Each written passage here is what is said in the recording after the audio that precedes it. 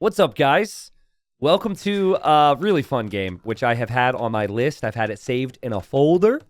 And finally, finding a little bit of time to sit down and cast this for you all. If you watch my daily uploads, I been saying how there's going to be a lot of really good videos over the next couple weeks. As promised, a really fun game here, and this is definitely going to be one to remember. So this map is called Lowland, which was just voted into the ranked pool. Originally, it was a tournament map, like a couple years ago. And since then, like, scripting has changed a lot, and you don't really see the map used in tournaments too much.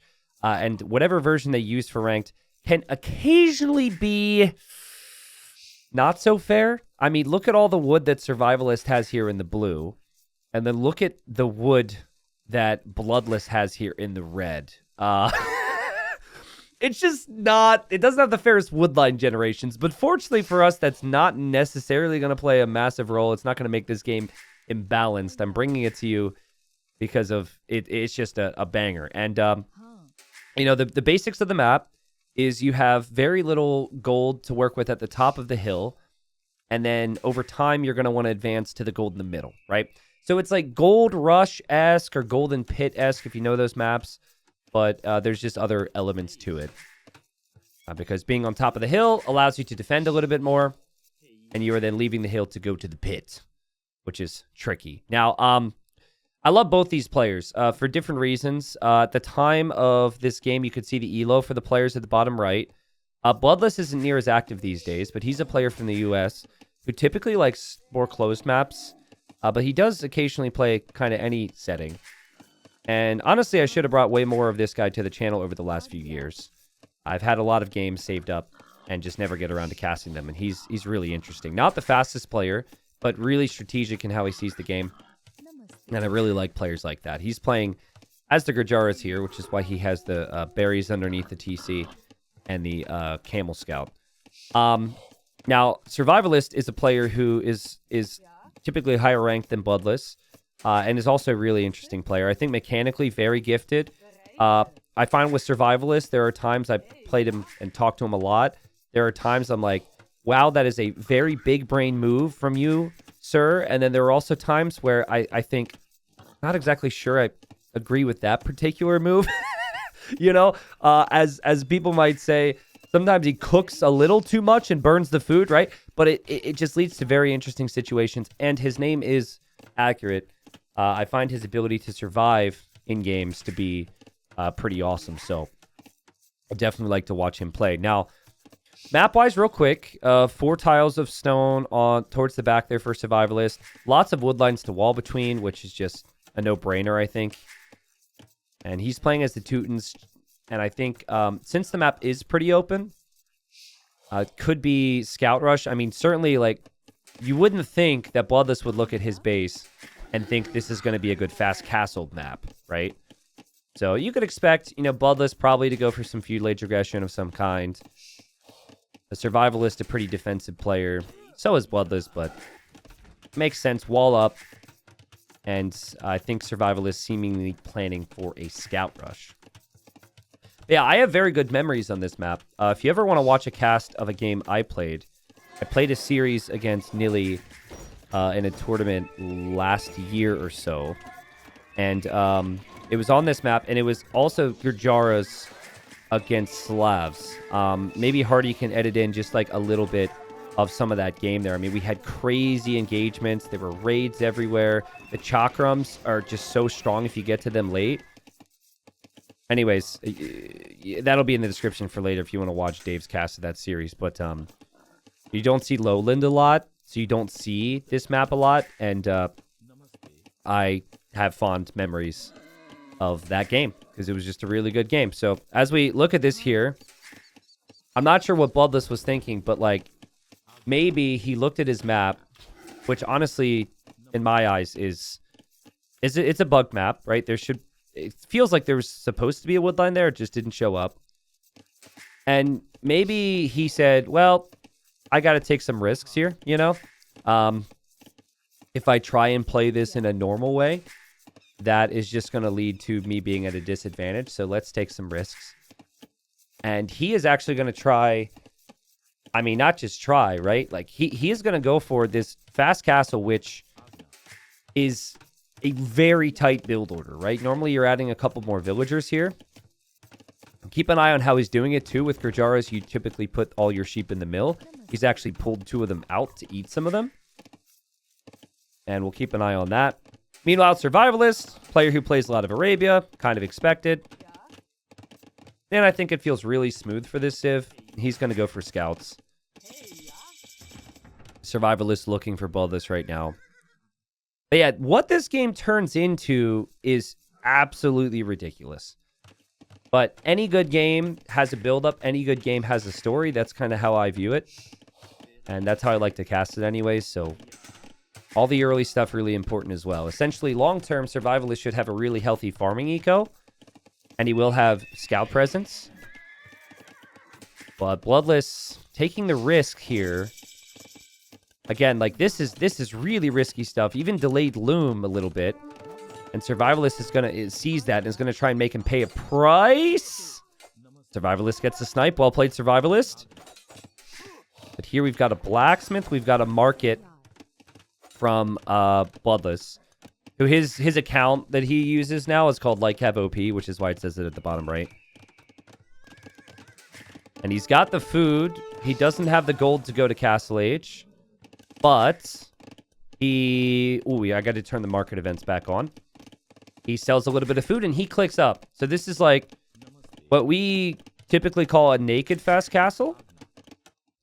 And that just means you just don't really have anything with your fast castle. So hasn't relied on too much heavy walling, no army. Is going to try and use this Camel Scout. I kind of like the idea, if you know you're up against a Scout opening and you have the Camel Scout, I like the idea of being greedy and trying to use that Camel to defend against multiple Scouts because they're really strong. But Survivalist added the Spearman. And so, you know, the Spearman's kind of the problem. And now Survivalist is just like, he's chilling. He's added lots of farms. He didn't get Horse Collar here. I really feel like getting Horse Collar would have been a big upgrade here. But it's very likely he just forgot it. And killed the villager already, which you can be pretty happy about. You also should understand your opponent's economy will be worse than yours long term if games play out like this. And tries to snipe that villager on the farm. Doesn't get there. But here he comes in, and Bloodless is going to have to quick wall a little bit. He can't make a Spearman, right? And he lost his Camel. Just super risky play. We'll see if the risk ends up being worth it for him here. The 2 villagers over here just kind of hanging out. And Survivalist just going to sit here. Most likely, throughout this time, he's actually going to bring a Spearman through. But throughout this time, he's obviously adding eco. Looks like he's gotten the gold. He's going to send forward some archers as well. And Bloodless had a plan with these 2 vills. And so he re-walls this here just in case an army comes around to stop that. He adds a couple palisades, and he's going to drop the TC. Pretty crazy, right? Like, and we'll see what the TC idle time looks like long term. But he's still sneaking out pigs to get vill production rolling. And he lost 1 vill. Will have more villagers because of the 2nd TC. Now he's going to drop the 3rd. And Survivalist still hasn't clicked up the Castle Age. This is just like, this is really unique play. On a map this open, to get away with all of this is pretty crazy. Now, things get a little risky here. Survivalist, I think, noticed this. But he doesn't know about this here. I think by the time he got his archer around, the TC might complete. A lot of players are going to try and move around a little bit more with those scouts. So maybe Survivalist could have tried to do that. He tried to run past the TC again. Died to the TC fire there. And believe me, like, I've been there. Right now in Survivalist shoes, you're just kind of like, he can't be getting away with this, right? You go from thinking, wow, my opponent's eco is going to be garbage, to seeing 3 town centers before you've even clicked up the Castle Age. And you're just like, well, my position's not as good as I thought it was. Now, obviously, you need a lot on food to sustain 3 TC villager production. We're probably going to see food being purchased pretty consistently here for red. But it is 3 TCs. Survivalist clicks up the castle. Survivalist now has to think about how things will go long term. There is actually a hole here. That won't really play a role. But let's talk about what Survivalist should do from here, right? I mean, at this point, when he makes it to Castle Age, he's going to have a lot of resources to play around with. That's just the benefit of this type of feudal age builds. Lots of eco working this whole time. We'll probably be able to control the middle of the map. Now, I think that's kind of the biggest thing right now. Use the scouts, you use the archers to stop red from expanding, and that's what this map is about. Eventually, we'll probably see Bloodless go into military of some kind to contest, but that's still a little ways away here.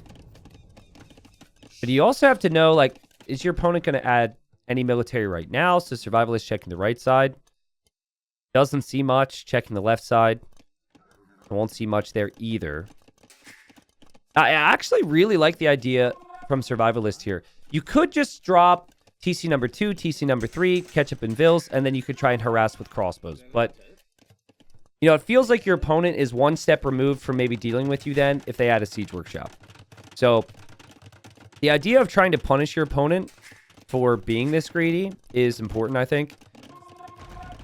And, I mean, Bloodless has had a sick boom. Like, 45 Vils at 19 minutes on an open map where woodlines didn't generate, like, crazy stuff. And Bloodless already thinking, like, I'm getting so pumped about this game already. We've barely gotten started. But he's already realizing, like, okay, I'm vulnerable. I need to get Town Watch so I can see more around my base. And drop the outpost on the front and now seize the Siege Workshop. So I think we just had really good play all around. Any way I look at it here. Even Survivalist trying to run through there, seeing the villagers on stone. That tells Survivalist there might be a castle at some point. So, crossbows come to this left-hand side to just try and harass somewhere. And there will be siege from Survivalist. There will also be siege from Bloodless. But you are, like, Survivalist is not really on the clock yet. But if Survivalist doesn't find any significant advantages with the army, that's where the resources collected will really start to peak here for the player with more villagers. But nice pressure. And when I play Bloodless, I find, because he is a bit more of a defensive player, he could fall apart a little bit against this pressure, right? I'd say Survivalist is definitely the more aggressive player between the two of them. And so you want to force your opponent to make some mistakes. It's not easy to boom when you've got siege on your face like this. And really good awareness here from Survivalist. Because he could have easily looked away for a second and lost his mangonel. And he does know his opponent has siege. Still keeping an eye on things here. And Survivalist is just one town center right now. So he's only producing Vils out of that one TC. But very consistently is producing Vils out of that TC. Looks away for a second. And loses that mangonel. And their Survivalist gets one back. That's big. That's big. Because right now, Bloodless is saving up to drop a castle. If Bloodless clears that, he probably then can consider dropping a castle on the front and save the town center. Like have upgrades on the way for red, but Survivalist crossbows harassing the golds. And the villager idle time rising and rising and rising for red, but a big shot from Bloodless. Survivalist. Pretty crazy to grab the relic, in my opinion. Like, I always have my monks right next to the push, but also I love my relic. So, I guess if you don't really need the monks, it's worth it. And he nails another big shot. So, I think had the engagements gone differently, Bloodless gets that castle up on the front. The Siege Workshop goes down. He's feeling great about life. But from here, Bloodless has to realize, okay, this is not going well for me. I have to stop him from pushing it even further. He drops the castle. And castle kind of defends the front now. Now, Survivalist drops TC number 2. Survivalist thinking about TC number 3. You can tell the villagers are thinking about heading down there towards the middle. And we continue on here, but considering the 5 villager kills, considering now red's down to only 2 TCs, and Survivalist is about to build the 3rd TC, Survivalist is in a sick position here. Still no horsecar for Survivalist is really bad. Like, especially with Teutons. You have such cheap farms. It feels like you want to have your farm upgrades with a civ like that. But I've been there. You sometimes just miss it. Hopefully at some point he notices that. That's going to lead to a lot of wood savings. But, I mean, you know what else is wood savings? This Mangonel Micro. He's just dominating Bloodless with the Mangonel Micro. And guys, like, look at the scouting from Bloodless. Like, he's barely seen anything on the map. Barely knows anything about his opponent's base. He's about to have another TC getting pressured. I think the unit that the Gujaras would want here is the Chakram Thrower. And so getting the castle up at this point is a really big positive. Because you're on your unique unit faster than you would normally be. But Bloodless has paid a price for that and pretty much gave up a TC. They gave up those 7 villagers. He gave up a lot of map control. Now, 2 Light Cav here are going to head in. I find it funny that he's playing as Light Cav OP and he's making Light Cav. And also the fact that he's up against Teutons that don't get Light Cav. And Survivalist, you know, you could tell he's starting to get rated. There's a bunch of different things he's looking at. He lost the Monk there. You got the 2 Light Cav in the Eco here. And kind of along the same lines of earlier when Survivalist was pressuring Bloodless and Bloodless couldn't boom. Now Survivalist is distracted. And I love games like this. I love how, like, you could clearly see the multitasking that's needed. And that's the beauty of trying to harass the opponent right there. And still, though, this hasn't been dealt with. And then if you're trying to harass the opponent, you might not look at your own base. I think the Light Cav spotted the villagers here. And there might you know, be some of that Light Cav in the middle posing some of the problems here. Survivalist is going to struggle now to continue a push without the siege. And the eco he's setting up in the middle is great, but he's going to eventually need some protection. So he's going to start to add in some spearmen, which makes sense. Teutons have great spears. Go for the pike upgrade. Stop the Light Cav from raiding you. But you remember, at a certain point, like, Survivalist kind of had Bloodless trapped. But now Bloodless has units running around. Survivalist is going to start to chase. And because he lost the siege, he no longer poses an immediate threat to Bloodless. And Bloodless can just kind of avoid the crossbows. I think all of you watching who played this game online have all been in this situation where you just got random cavalry units running through your base, and you might even be getting annoyed right now. It's not a fun feeling, right? And so what this allows Red to do, start to think about expanding a little bit. Red says, okay, don't mind if I do. TC number 3 again. Don't mind if I do. TC number 4. Can Survivalist stop this? Sure, but he's not thinking about that. He's thinking about all these annoying Light Cav running around his base. If Survivalist continued to push, this game was over. Like, if that push would have never been killed. Because, guys, he had no gold. Bloodless. Bloodless just gets back on the gold. I also think there's a couple things that Survivalist could definitely have done a bit differently.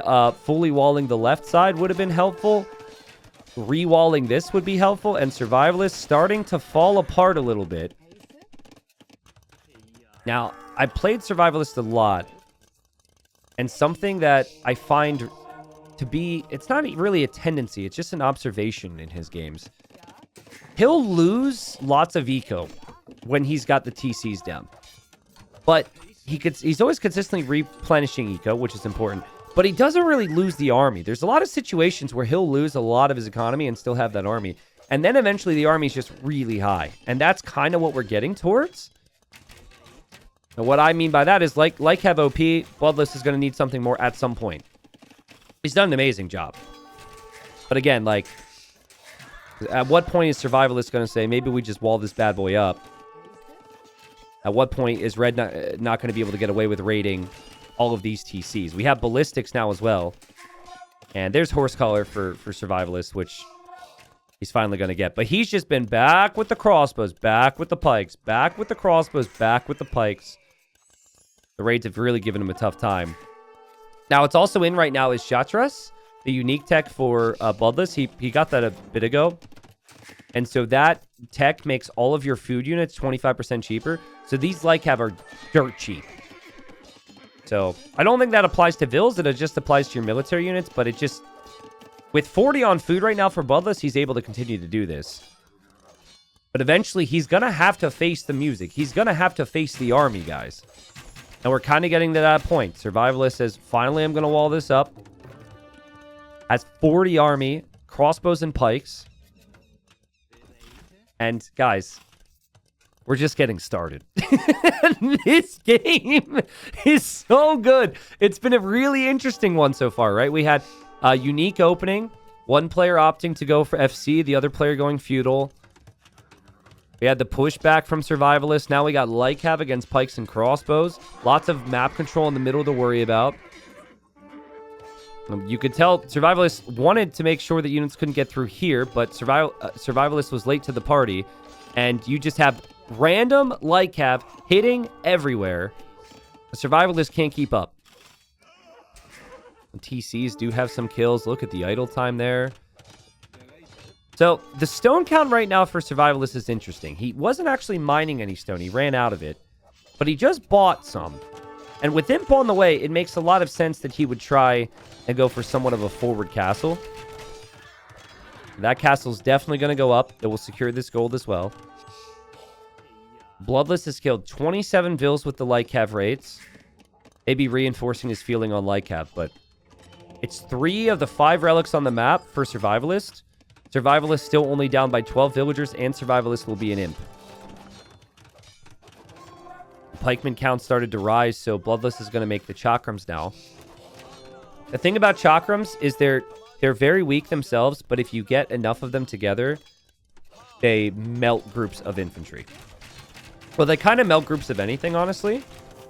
But, like, 3 at a time is not what you want, and I just don't think he knew the castle was going up here. And now... Bloodless under a whole lot of pressure. The raids, they will continue from time to time. But now, if you're going to have all this... If Survivalist is going to have pressure in Bloodless's face, Bloodless is going to have to deal with that at some point, and maybe he won't be able to raid as much. I think if Teuton's got Arbalest, this game is probably over, and Survivalist can just upgrade the archers more. But they don't get Bracer, they also don't get Arb, so it's just really not a good archer civ. It's more of an infantry siege, infantry cavalry civilization. If you go for knights against Gurjaras have really good camels, so I think this really is like an infantry matchup. And more of an infantry siege matchup for Teutons. And it's an open map, so you got to make sure that everything's walled up, because no one's going to want to face you head on if you're the Teutons. Imp is on the way for Bloodless. Runs around here with some Light Cav. And then we have a Treb from Survivalist. He does know about the castle here. So we'll probably start to think about trebbing that down. And the raids continue, and Survivalist just... He's not doing a whole lot of surviving with his economy this game. He just didn't notice this. Maybe a little too focused on the Treb. And to have 30 Halbs on the field and there's only 14 Light Cav, it's got to be very frustrating to still be losing this many villagers. And so with all these TCs behind it, Bloodless starting to stack more. Vill count rising. Another sneaky TC over here. Gold protected. Stone nearby. Light Cav still just running around. A lot of villagers have gone down this game. 2 of the relics for Survivalists are on the front here, by the way. I should point that out.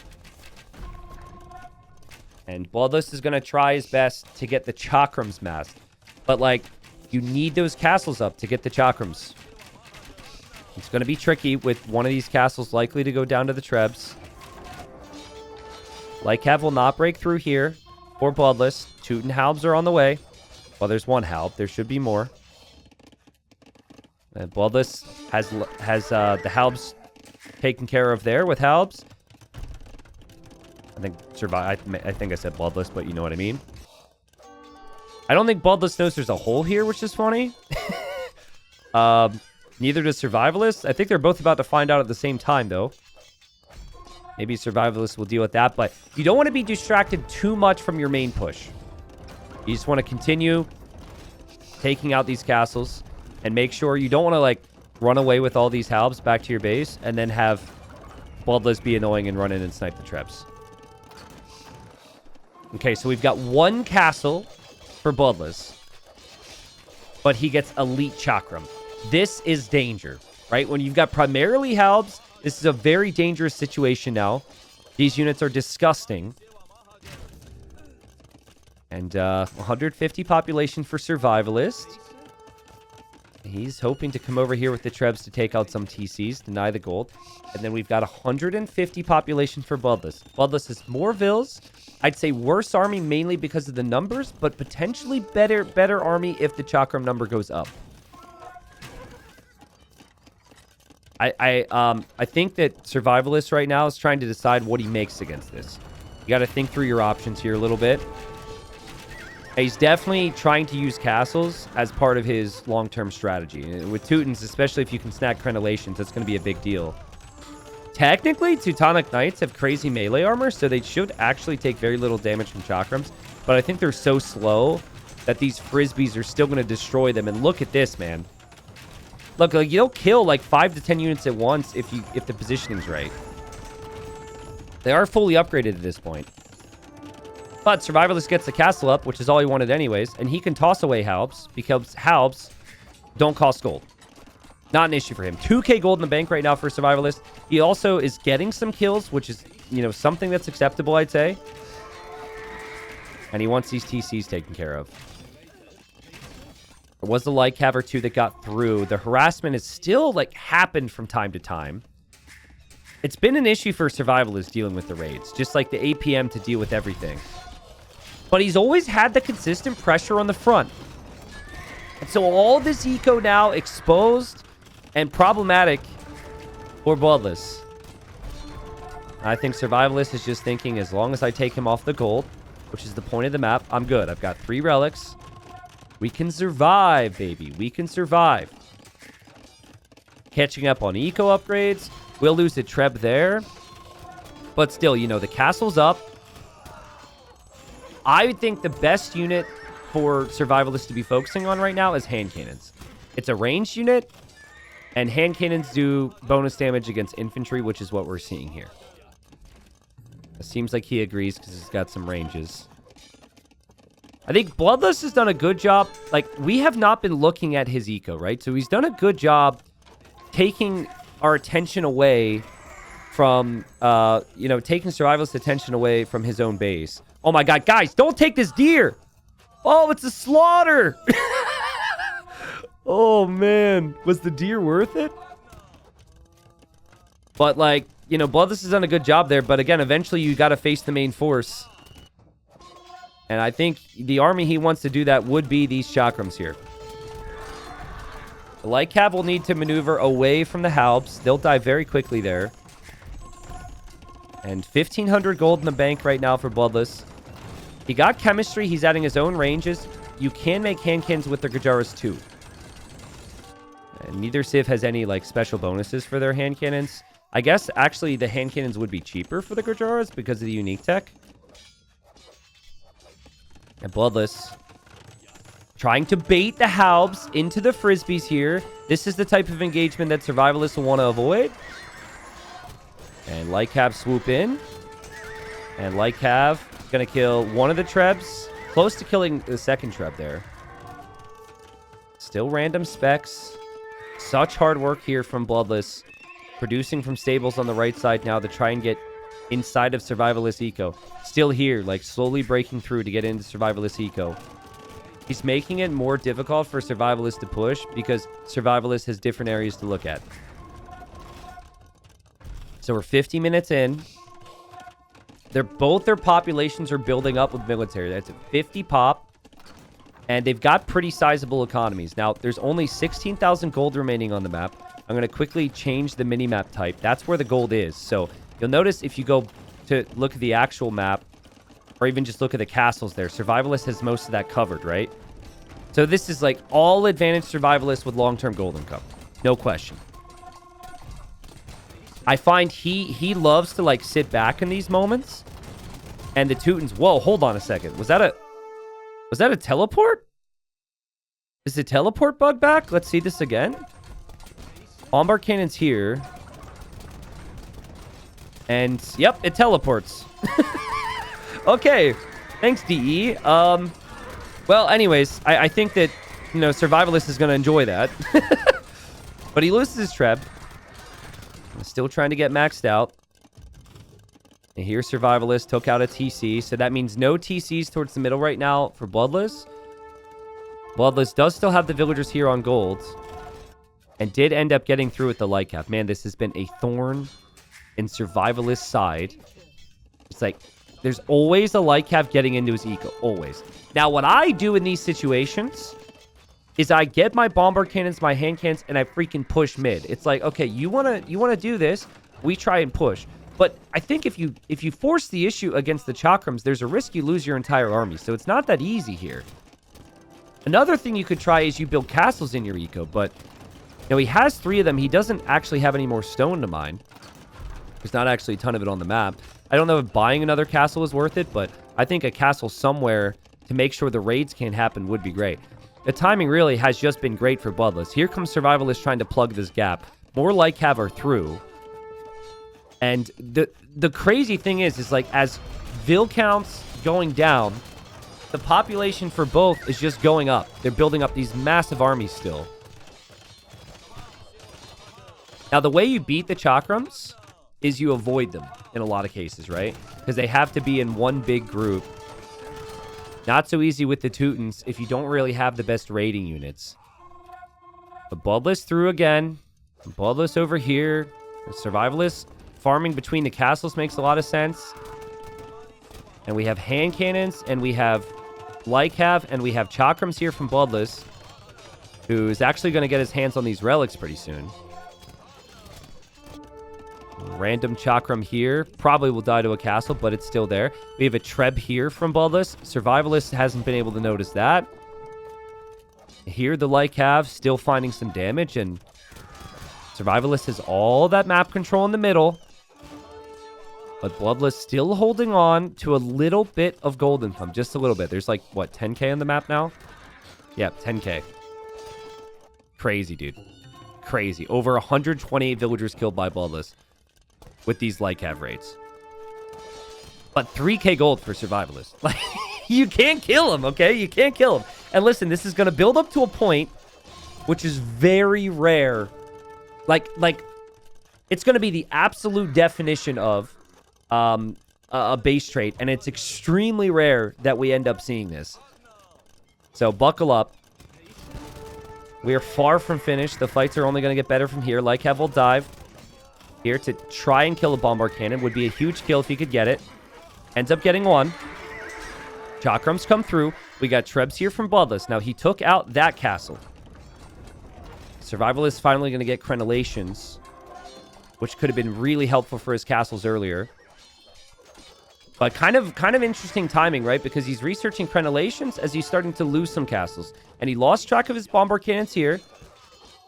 We'll lose 2 bombard cannons. But now he's building a castle here. And he'll try and Treb down this castle here from Bloodless. There's also this castle in the middle, which has a Treb on it. There's also a TC on the left from Bloodless. Population is higher for Bloodless. It's clear that the Chakrams are really strong. It's clear that the Lycav raid, now Hussar raid, also has been a big problem for Survivalist. Advantage, Bloodless. After all of this, he will get maybe 3 relics as well, because he has one and is going to snack those 2. He snipes one of the Trebs now from Survivalist. He's going to dive in to try and kill the next one. At a cost, but totally worth it. His castle stays up, and now his Trebs are here. And Survivalist has just got to be like, oh, what is happening, dude? I got, like, units all over the place. Actually, we go to military mode. You can kind of see he's just got different groups everywhere. And he now only has 2 castles. So he's got the castle here on the right, and this other one he just built. Castles are so important in the late game. There's also only 2 for Bloodless. So it's a wild game at the moment. The Halbs can kill off the Chakrams if they get in close enough, but it's just not an engagement you'll want. And both players mainly converging here, mainly trying to decide this right-hand corner. Having a castle up on the hill is going to be so important for both. Bloodless is going to repair here. We got Hussars coming in to snipe that Treb. Treb will get sniped, but the castle is... Oh, the castle stays up. It was really close. Castle could have easily gone down.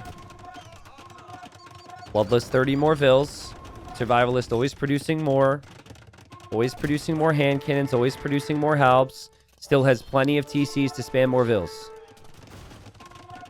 Kills the trebuchet there from Bloodless.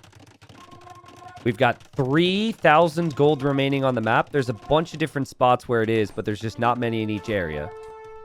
And then it'll be like really difficult to replace trebs, really difficult to replace hand cannons, bombard cannons, chakrams, any gold unit. Which would put the Teuton player in a position where they make primarily halbs, which sounds pretty good against the Gajara player who could make primarily Hussar. Obviously, if you find the fights though, right? I think the Hussars have proved themselves with the raids. There's Elite Skirm now on the way for Bloodless. We're an hour in the game. It's going to be 3 relics for him. And he's just done a great job. Like, he's always checking a different area with raids. Always. And I like the different buildings he's building, too. But he's not a player I would normally associate with this skill set, too. I remember when I saw this game, I was like, man, Bloodless is going crazy. He normally plays, like, a lot of arena, a lot of all-in pushes. But not here. Villagers at a local park near you fighting off frisbee goers. They're not happy, but the frisbees will die. And that's fine for Survivalist. Now, remember earlier in the video when I said that Survivalist has this crazy knack for, like, losing way too many vills, but not losing his army and getting full pop-up? Look at his population right now. He's got 50 halbs. A lot of them here, finally. He's got 25 hand cannons, still 2k golds, and almost 100 total army. Think about the wood situation. There's no longer wood in this corner. A lot of the wood is here. That is very exposed. I think having a castle up in this corner is important, so you could take more of this wood. But yeah, crazy situation. Now, because Survivalist waits to stabilize his eco and pop up and whatever else, this is obviously going to give an opportunity to Red to raid more. So Red will continue to do that. And that's maybe something you could look at and say, well, Survivalist needs to be pushing, right? Well, he is going to push, but he wants to make sure that when he pushes, it actually works. And he was on 2 trebs before. He's waiting for the 3rd. He's waiting for the 4th. And Bloodless did not do the same. So Bloodless may be being a little too aggressive there. Loses those 2 trebs, and now he doesn't have any on the field. Here, I think Survivalist will actually keep his trebs alive. And so it is 100 army for Survivalist, who has continued to survive even though he's lost over 200 villagers. Still has gold in the bank. Does only have 1 relic, but still. And he is about to make a push into Bloodless's base. And for the first time in a really long time, Bloodless is actually going to have to like engage straight up against him, because it's going to be a push that he has no choice but to respect. The Survivalist losing a lot of his halbs over here. That's a little wasteful. I know you can queue up more. But yeah, we've crossed the hour mark. There's the res collected. Only 100k wood, 1,200 gold, 400 stone. 5 trebs from Survivalist. And he's going to go right to the heart of Bloodless right now.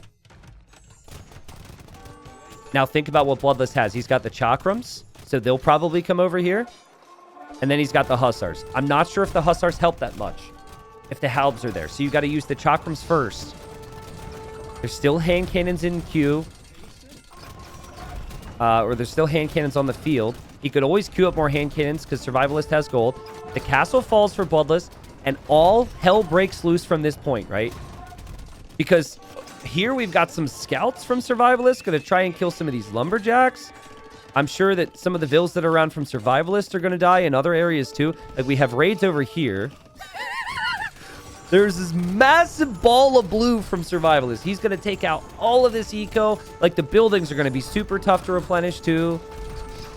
But then Bloodless, he has trebs on the right side. And this castle will fall. And he's also got some skirms around here from this random little base he's made. Getting some kills too. The TC down for Bloodless. Bloodless scrambling up buildings here, trying to get some units around. It's not looking great for him. He had 140 villagers before. Now he's down to 110. And all hell is broken loose. This is ridiculous. I love the idea of the extra TCs everywhere you can in these types of games, because you're going to lose TCs and you're going to lose villagers. You just need more of them all the time. So, but Survivalist has 5 TCs. Bloodless is going to have about the same. Nice pickoffs there from Bloodless. He did kill a bombard cannon, but he still can't stop this push. Still can't stop the push. These Trebs can go anywhere they want at this point. It's just a matter of where Survivalist wants to go. And, you know, he's got good vision on this. Teuton Scouts get full upgrades, actually, even though they're just Scouts, so they're helping with raids, and he wants TCs. He sees the Vills here, and he wants the TCs, so here he comes. Still more Hussars and Skirm production here. Bloodless has killed 230 villagers. Survivalist has now killed close to 100. It's all about these Trebs and this push. Chakrams are on the way, though. The Chakrams took a little bit of time. I don't know what they were up to. But the Chakrams, as that Teuton Scout actually survives a lot longer than you'd think. The Chakrams are important against the Halps. I lost like 12 Trebs to Chakrams when they line up like this. If the Chakrams come in from the side, those Trebs will get one shot. It's crazy. Survivalist has fires to put out in his base. He came to take this stone. What little stone was remaining, those villagers are going down. There's like TCs going up in his wood line. Bloodless is booming in his eco. We got Bloodless still with random units around everywhere here. Who is winning this game right now? Any guesses, guys? You can leave a comment right now, and you can say, you know, comment at this time. Comment for the call out. This is who I think is going to win this game. It's looking good, I guess, that Bloodless has more army. But look at how exposed his economy is if these trebuchets make it over here. And Bloodless has 1 castle. Survivalist has 0. Survivalist actually has gold income. 2 relics. Should mention the relics. I don't even know where they are. The monastery that had the relics back here for Bloodless went down. It's going to take him a minute to get back to that. Just absolute carnage. The Trebs have done a lot of damage here. 32,000 damage dealt. I think Bloodless starting to realize that these Trebs could be exposed. The Skirms are here helping against the hand cannons. He doesn't have the benefit of having Hussar. And so he's wheeling away. Maybe worried, but I mean, he's killed a lot of units. A lot of villagers from Bloodless. And Bloodless has done the same to him. The Trebs are trying to escape right now. And just the funniest thing is the player with the most cav units on the field. Well, actually, I'm wrong. Sorry, fake hype. But, like, it's close. Survivalist has 40 scouts on the field against the, like, 40 Hussars from Light Cav OP or Bloodless here.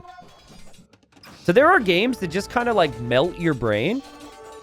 And this is definitely one of them. And at this point, it really just comes down to stabilizing key eco areas and making sure you are producing all the time. And Survivalist is so good mechanically that I think I would always favor him in this type of position in that regard. But I think the whole game, you've also seen that Bloodless does a really good job of continuing with raids and finding the critical areas. Survivalist has done the same, cleared out all of this. It just takes 1 unit to ruin your eco. But this is just craziness, guys. They were both at 200 pop before. It's now 150 for Bloodless, but Bloodless has 40 of his population here about to get Treb down. Survivalist is Survivalist is losing farms here. And Survivalist finally gets that Light Cav killed off, but that Light Cav killed, or that Scout killed like 20 Vills. I know from Survivalist's point of view, it says right now that he's got 105 pop, and that's never a good situation. But is he not about to kill 50 population on his own? Look at all of these villagers here, people. This is one of the areas that Bloodlust expanded to. And he's about to lose it all. Still can't take care of the Trebs. 120 pop for Bloodlust. Now, he does have these TCs over here. Does have this TC down here. But, I mean, so many idols. And just continues to drop more TCs. I guess just to keep the villagers alive. Normally, if a player drops down to 80 pop at this stage of the game, it's over. With how this is looking right now, it's not great for Survivalist, but it's not really great for Bloodless either. The 30 villagers are going to be found. There's no defense for it. Any defense that could come over could potentially be dealt with. And Bloodless is like desperate right now to take the Trebs. You don't even need the units. If you could take the Trebs and keep these vills alive or get them somewhere safe, maybe you're still okay. 110 pop now for Bloodless. He's down to 65 vills. Survivalist is at 55. Bloodless at 40 army. Survivalist at 30 army. There's more on food right now for Survivalist. So maybe Survivalist could afford a couple more halbs, a couple more light cap. Or scouts. Sorry, I keep getting it wrong. But his Trebs will end up getting sniped here. And the TC will end up staying up. I think it survives. Yeah, it just barely survives there on 100 HP.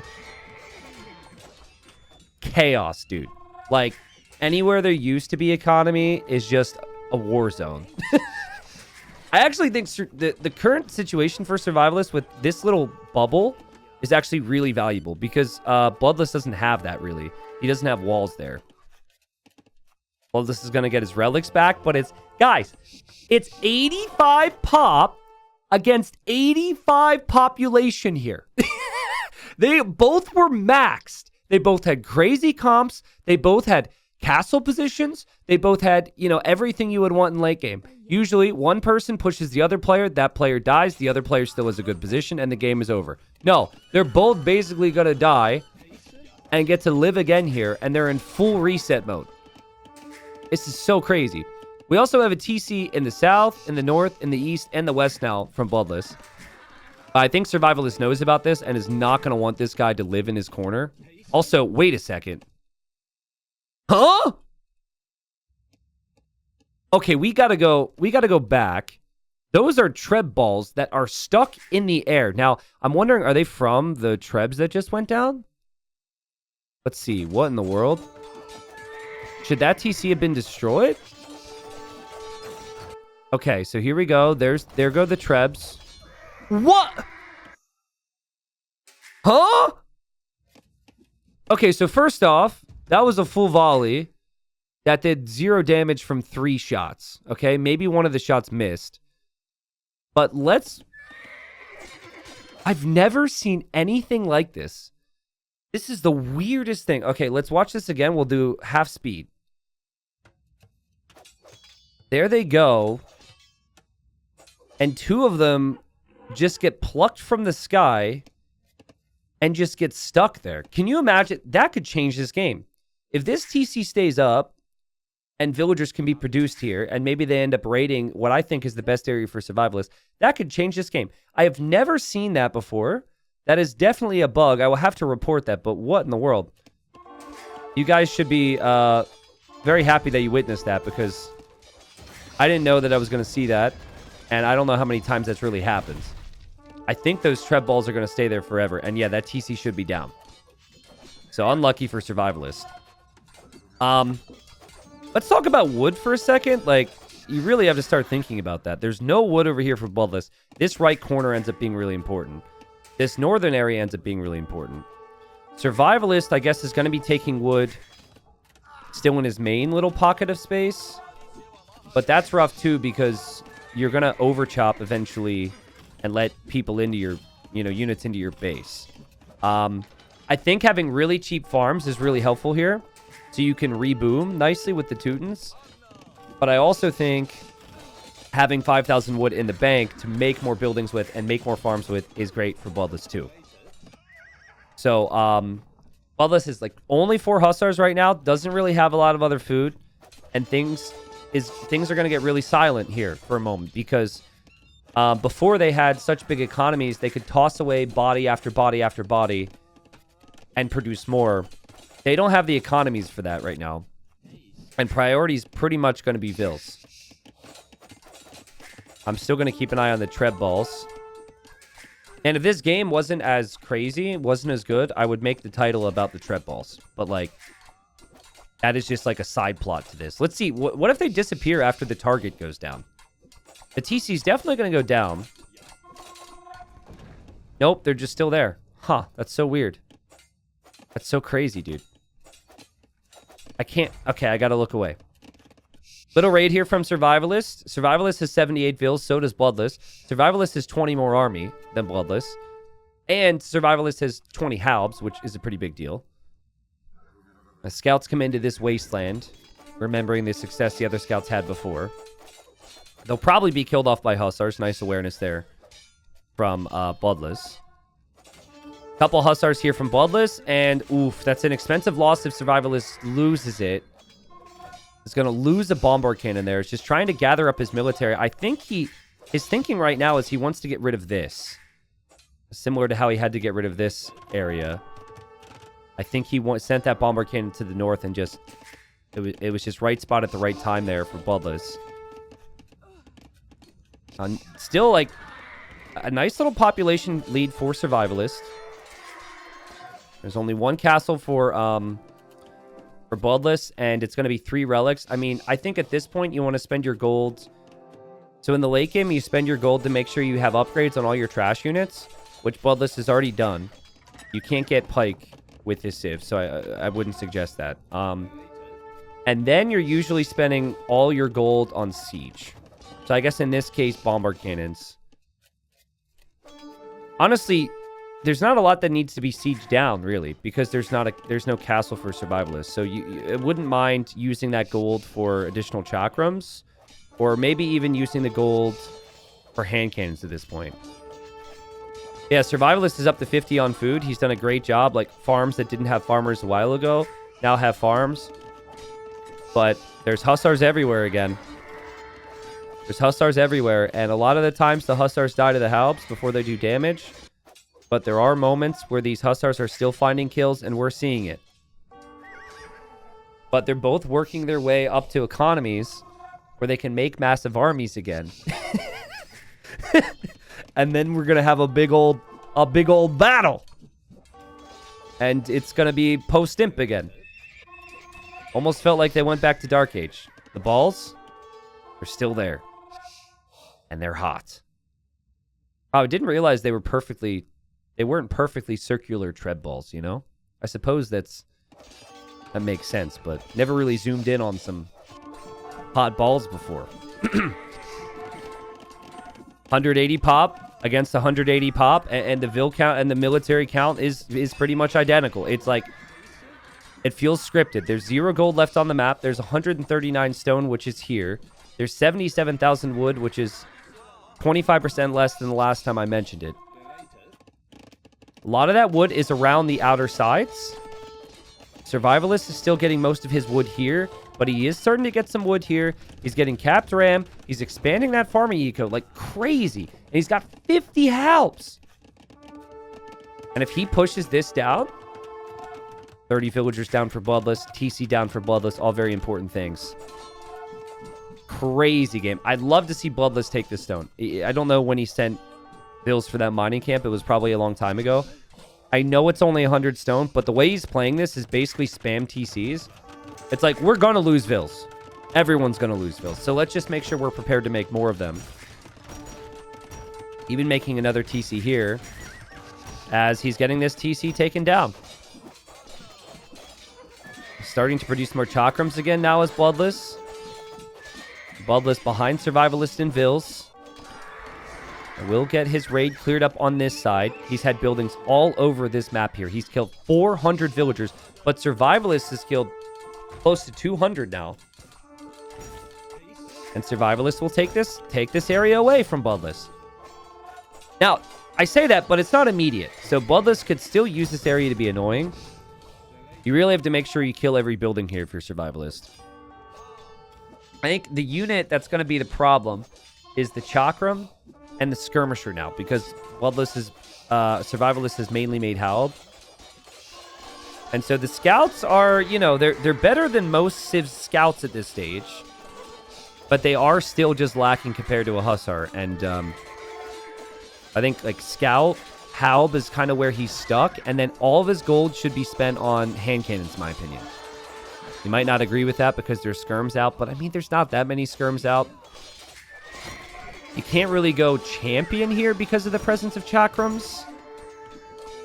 That, or just, you know, spend all your gold on rams at this stage. 190 pop for Bloodless. 180 for Survivalist. Bloodless is definitely picking up the raids again, though. Occasionally, he'll just get through with a couple units, and Survivalist has to react. He's like... He's got a new group of red units running into his base to react to all the time. But he's killing off... he's killing off a lot of units that come in. The problem would be he's applying no pressure to the eco of Bloodless now. And the idle time, which is at over 13 hours for Bloodless here in a moment. The idle time is growing for Survivalist. He might be at 10 hours soon. This corner is super important. 3 TCs to always produce vills that are on wood, that are on farms, that are protected by a castle. This corner is the game right now for Bloodless. But he still is lower population than Survivalist. Don't ask me how. Don't ask me how. He does such a good job of spending his res. Such a good job of staying alive. Total KD, 1,000 right now. Just ticked after I said that. It's been such a close game. Obviously, in the unit fights, Survivalist has had the better engagements. But in the eco raids, it has been all Bloodless this game. And still not over, as Survivalist is at 80 on food, is going to have 30 scouts with 50 halbs. Now, again, what he needs is he needs to use the siege, he needs to push a position, and he is slowly making progress towards this all-important corner on the right, and Bloodless is starting to lose some momentum. He can't get into Survivalist base right now, which he's done a lot, and maybe he'll get through again, but he's not making it through. There's always some halbs in the group for Survivalist that will make quick work of the Hussars. And there's no real answer right now to this little ram halb push, except for the chakrams. He has been making more, and chakrams will be the answer there. They haven't been a big part of this game. I mean, they have been a big part of this game, but I mean, we haven't seen the chakrams just dominating, right? I would say the unit that really has been good for Bloodless has been the light cav. And the scouts actually can find, like, the scouts can still kill these things because the chakrams are such low HP. Survivalist is killing these units with scouts right now. But he did lose every single ram, all of his halbs, and he lost his momentum there. Guys, we are back to that point in the game where they both have 100 eco and 100 army. It's just crazy. A complete full reset. Now, they both have had a lot of scars here. They both have had a lot of losses, but the situation's still kind of similar. I think it's 5 TCs for Survivalist. It's 4 TCs for Bloodless. And Bloodless actually going for supplies now and getting man-at-arms. And is thinking about maybe going for champions. Now, I don't even know, do Guajars get champion? I don't think they do. What do they get here? Yeah, so they don't get champ, but they do get two-handed swordsman. And fully armored two-handed swordsman should still be really strong against scouts and halbs. You just need the gold for that. Oh, no, there's a hole for Survivalist. And, I mean, these villagers are just used to being inside this TC by now, so it's not a problem for them, but the problem for his eco. That's supposed to be the safe part of his eco right there. I think it's because he had to chop wood here that, you know, there's always some type of an overchop. But the fact he could take wood elsewhere now is kind of a big deal. Just a casual, I don't know, like 40 scouts here for Survivalists. Going for a raid. Here they go. Find the chakrams. I mean, if you kill gold units, you still may be happy with your position, but the chakrams will melt these scouts pretty quickly. Here there's Hussars. Getting picked off by halbs, but found some villager kills. Here there's Hussars. finding villager kills. Hussars to the back as well. Guys, when he clicks in here, he spreads them out to 6 different positions. Bloodless has done a really nice job at that. And Bloodless, 77 on food. Survivalist, freaking 76 on food. 2 relics against 3 relics. Love the TC here from Bloodless. Did he take this stone? No, he never did. He's bought a lot of stone this game. Like, the amount of times he's bought stone just so he can get another TC is pretty high. Because he had, like, 4 TCs on the left side he ended up losing. Now, I think, and Survivalist does it now. I think Survivalist needs to make sure that he doesn't give the opponent a choke point here. But the Chakrams just get in too close. And as they run away, they're actually getting picked off. And maybe this is why earlier Bloodless was thinking he needs to go for something other than Chakrams with his gold. I still think hand cannons is really good here. You spend your gold on that. Actually wouldn't hate elephant archer either, but elephant archers to get the proper upgrades are really expensive. Bloodless selling off food for gold, buying more stone right now. Maybe for another town center in a crucial area. 160 pop for Survivalist, 170 for Bloodless. Bloodless has 25 more vills though. He's killed 500 villagers in this game. That is, it seems to be, like, as the score flips back and forth, back and forth, back and forth. All the momentum has been with Bloodless for the last 10 minutes, though. We have, ever since those Rams went down, Survivalist has had no pushback. He's been stabilizing. But, you know, as I like to say, you know, he's treading water. He's going to run out of gas at some point. He's still going to drown. He needs a pushback. And he needs to hit a crucial eco area. I think right now, a YOLO attempt with these scouts, anywhere but here, is better than engaging here. Maybe try and get back to the TCs and get some raids in. Because you never know, too. Like, Bloodless might chase you down and then not raid you. Staying at home, healing up your scouts, or just waiting for a bit more. It's a very Survivalist thing to do. Wants to get fully maxed, take the best fight possible, but now there's two-handed swordsmen here. And so you've got a unit that has more armor to work with than your Halbs, has more attack to work with than your Halbs, and really good against the Halbs, should be good against the scouts as well. And it feels like finally, maybe a true last stand for Survivalist. He either needs a big play with the raid at the same time Bloodless does it, or, as we actually have the stone purchase for a castle there, or he's probably going to crumble. I like this idea. Also, look at all the different types of units Bloodless has right now. It's crazy. Also very satisfying to see 100-100 at the top. I'm hoping we see it again. The scouts take the hill. I think Survivalist is thinking that's the best case. That's like the best fight he can possibly take. And he may have been feeling for a while now that he just can't do anything if his opponent has Hussar and he doesn't. He actually wins the fight. What? Dude, Tootin scouts are OP. Let's go. Actually wins the fight. Took the population lead there for a moment. But he has lost villager number 528. Could be much more than that if he loses this TC. We have another stable and another corner from Bloodless. We're streaming Hussars into the eco. We've got barracks in the north as well. And this TC area for Survivalist is looking rough. This is so painful, dude. Like, what are you supposed to do?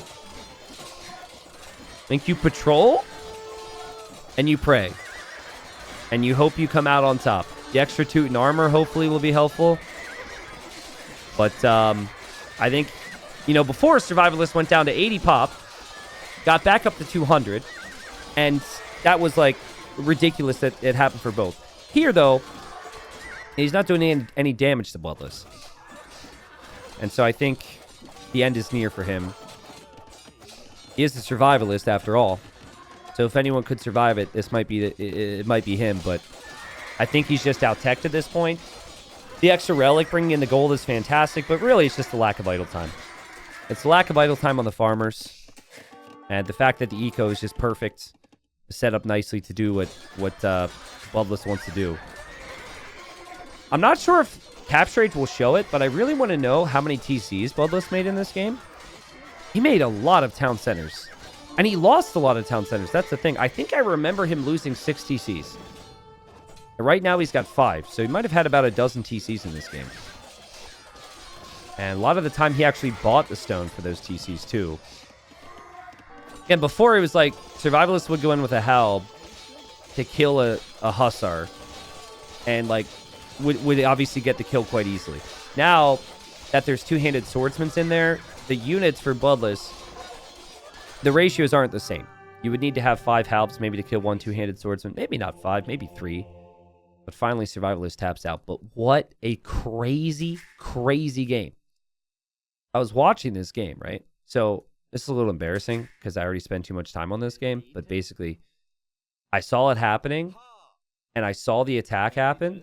Like, I was watching Survivalist play this. I saw a big raid in his base, and I thought to myself, but he's also killing Bloodless's villagers. So I ran to my PC, and I immediately started spectating it. I just sat there. I didn't have a mic in front of my face, and I was just jaw dropped to the floor, blown away that their populations went down as low as they did at the same exact time. That's super cool. I might be able to show it here. So I guess it looks like it's an even game because they both had the same like total population issue. But like, okay, so we move up. Obviously it happened in Imp, right? This is total pop. So this is where they're both maxed. And then bad things happen. And like they go from the space of, okay, so from 106 down to like 120, they go from 200 pop and thriving, both below 100. You know, like here it's showing like Survivalist was at 100, Bloodless is at 80, and then, you know, they slowly built back up over time. It's kind of disappointing that I wish we had like a third player who stayed at 200 pop the whole time so we could see the ratios and the dips. There might be another stat to maybe look at there, but holy crap. Maybe we could also go, I guess like it's the same deal if we just do villagers, right? It's just the number of villagers they have, and then, yeah, it doesn't show the drop-off. What we can see, though, which I think is really cool for a game like this, is how many total villagers they both had. Remember, this is a 200 population game, and that's 630 total villagers for Survivalist in a 200 population game. He did a crazy job staying alive in those moments. I really think that attack he did against Bloodless with like the Trebs and taking out his TCs and whatnot, I think that needed to happen a little bit earlier. I think he sat back maybe a little bit too much. Because clearly like that push worked really well, but the problem was at that point he was being picked apart by stronger units. There's the res collected too. And again, I got to give it to Bloodless, who prioritized the corners of the map. He didn't actually prioritize the middle of the map, and he prioritized TCs, and he had a lot more food and wood long term here, even though Teutons might be seen as the better civ to do that. Beating someone who has 13,000 more gold than you and more relic gold is not an easy thing to do. So well played to Bloodless there. And there's the APM as well. Bloodless is just slower than Survivalist, and he was able to get the job done. You wouldn't really be able to tell there, but you know that there's a speed difference between the two of them. Maybe that's just because Teutons are a bit slower as a civ. But Bloodless played really, really well. Yeah, again, it's just like Bloodless prioritized the side TCs and the wood. And maybe just the middle was too vulnerable, right? You're in the middle, you're exposed, and that's what happened there for Survivalists. So, very long game. Very long game. I hope you guys enjoyed this one. If you did, please leave a comment. Please leave a like. Obviously, this is not an excerpt from a stream. I put this on a list of games this whole week, next 2 weeks, next 3, hopefully. I'm going to have a lot of games like this. And the additional effort put in, it always feels great to see a few more comments and likes on the videos. If you enjoyed this one and want more like grindy games, leave a comment too. I personally can't do the grindy games all the time, the ones where hundreds of villagers go down. The videos are very, very long. But if they're unique, which this one was, where they both got killed off and had that full reset, then obviously I'm going to bring it to you. But, you know, as always, guys, I have my eyes out, right? I've got my spies out there. Usually it's me, but I've got people letting me know about games. If you ever see a good one, you can let me know in my Discord on game submissions or at me on Twitter or something. But yeah, always want to bring you the best stuff. Really appreciate you guys. Amazing community, and I'm very lucky to see it. Final point I have here is look how close the KD was. Like, even that was super, super, super close. Like 1432 against 1408. Like, what in the world was this game? Anyways, thank you guys. Looking forward to your feedback. Hope you enjoyed. See you next time.